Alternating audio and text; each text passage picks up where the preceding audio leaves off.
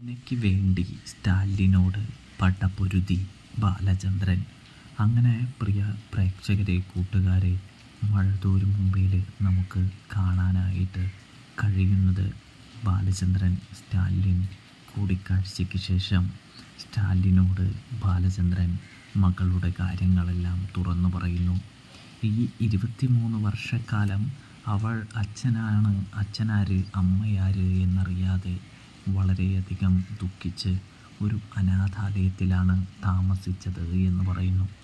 അച്ഛനും അമ്മയും ആരാണെന്ന് പോലും അവൾക്ക് അറിയില്ലായിരുന്നു എന്ന് പറയുന്നു. ഒടുവിൽ അമ്മയെ കണ്ടെത്തി അവൾ എൻ്റെ അടുത്തേക്ക് വന്നു. എൻ്റെ വീട്ടിൽ ഒരു വേലക്കാരിയായി വന്നു. അവൾക്കിപ്പോൾ എൻ്റെ മക്കളുടെ സ്ഥാനം തന്നെ അവൾക്ക് ഞാൻ കൊടുത്തിട്ടുണ്ട്. അതുകൊണ്ട് തന്നെ നിങ്ങൾക്ക് അവളെ ഏറ്റെടുക്കാനായിട്ട് സാധിക്കുമോ എന്ന് ചോദിക്കുന്നു. ഒരു മകളെപ്പോലെ താഴത്തും തലയിലും ഒക്കെ വെച്ചുകൊണ്ട് നടക്കണം. കണ്ണിലെ കൃഷ്ണമണി പോലെ അവളെ നോക്കണം. അതിന് നിങ്ങളെക്കൊണ്ട് സാധിക്കുമോ എന്ന് ചോദിക്കുന്നു.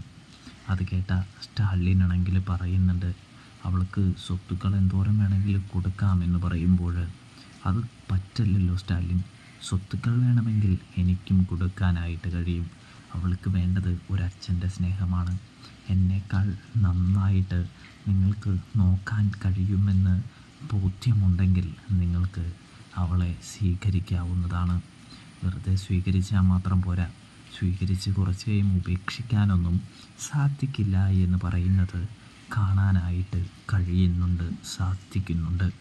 അവളെ നിങ്ങൾക്ക് സ്വീകരിക്കാൻ പറ്റില്ലെങ്കിൽ അതും പറയാൻ മടിക്കേണ്ട എന്ന് പറയുന്ന കാഴ്ച കാണാനായിട്ട് സാധിക്കും.